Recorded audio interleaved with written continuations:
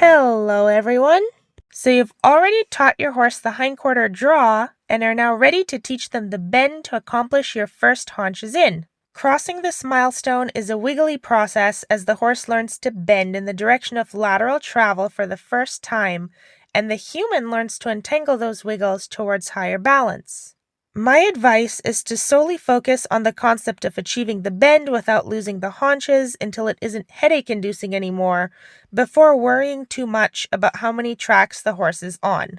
Here is exactly what you're looking for at this stage.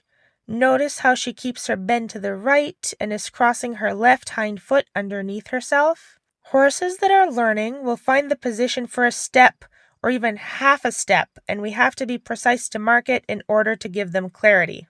Make sure their understanding of sideways towards is crystal clear first, because asking for that bend might as well be horsey calculus.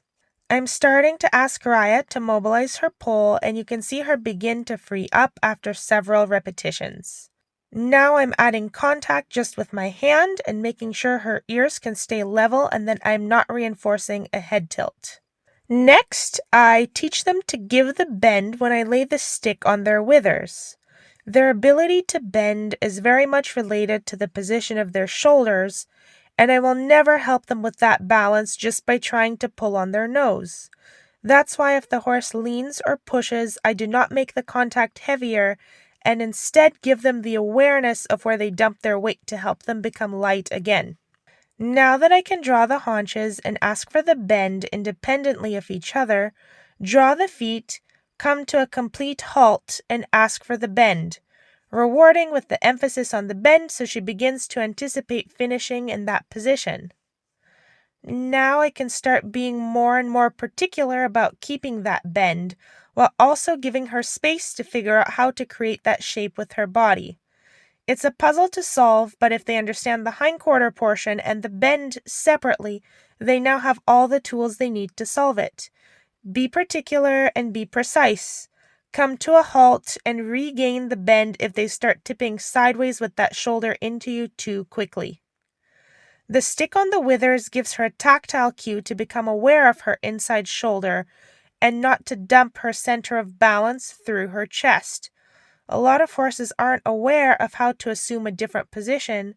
She throws her nose a little because her balance is challenged in that moment. Here, she was not counterbent for the first time, and you can see her start to get the coordination more organized. Now, if you're practicing at home, I don't care what it is you have going wrong, you will fix it by slowing the shoulders and walking shorter steps. The problem will either disappear completely or reduce by at least 80%. If you're not feeling like an absolute snail, you're probably too fast, and that's why you lost your bend and are getting stepped on.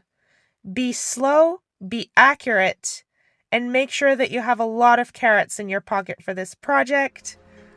If you found this helpful and wish to say thank you, please share this with as many people as you can. And I'd love to see photos and videos of your horses in the comments. That always makes my day. Believe in your horse, and thank you for listening.